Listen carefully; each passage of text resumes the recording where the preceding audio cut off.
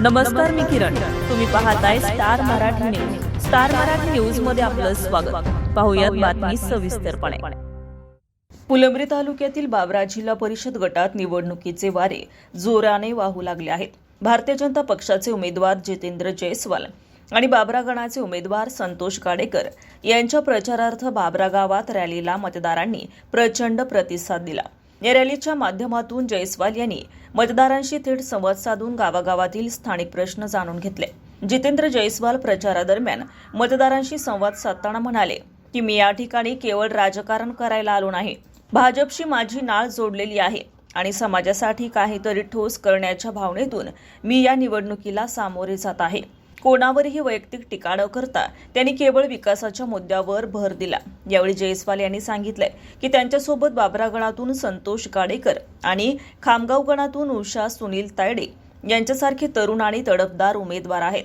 गावागावातील रस्ते, आरोग्य सुविधा आणि मूलभूत सोयी सुविधांचे प्रश्न प्राधान्याने सोडवणार असल्याचा निर्धार त्यांनी यावेळी व्यक्त केलाय. सकारात्मक राजकारण करून बाबरा गटाचा चेहरामोहरा बदलण्याचं आश्वासन त्यांनी मतदारांना दिलंय. मंगळवारी बाबरा गावात निघालेल्या या रॅलीमध्ये कार्यकर्त्यांचा उत्साह शिगेला पोहोचला होता.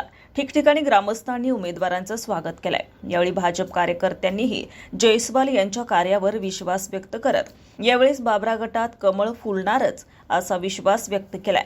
या रॅलीला मोठ्या संख्येने ग्रामस्थ आणि तरुण उपस्थित होते. यावेळी भाजपा कार्यकर्त्यांनी काय मत व्यक्त केलंय ते पाहूया.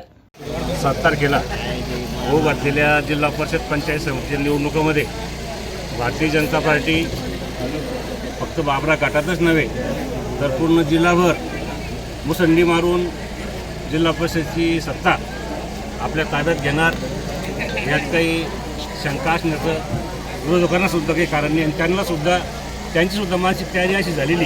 आपल्या गावाचा विकास झालेला आहे किंवा नाही हे लोक पाहू नये आणि विकास झाला नसता तर लोकांनी मतदान आपल्याला केलं नसतं. गावात नाही बाहेर बी विकास केलेला आहे. जितेंद्र बाबा जयस्वाल यांच्या रूपाने आपल्याला जो विकास भेटलेला आहे तो पुन्हा भेटणं शक्य नाही. बाबरा सर्कलमध्ये जितेंद्र जयस्वाल बाबा निवडून येणार 100%.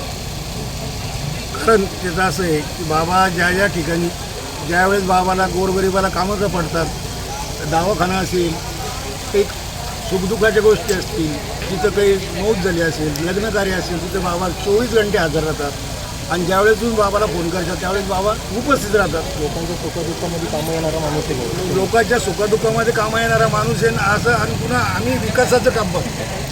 का जिथं विकास विश्वास आहे तिथं बाबा संघ आम्ही आहे.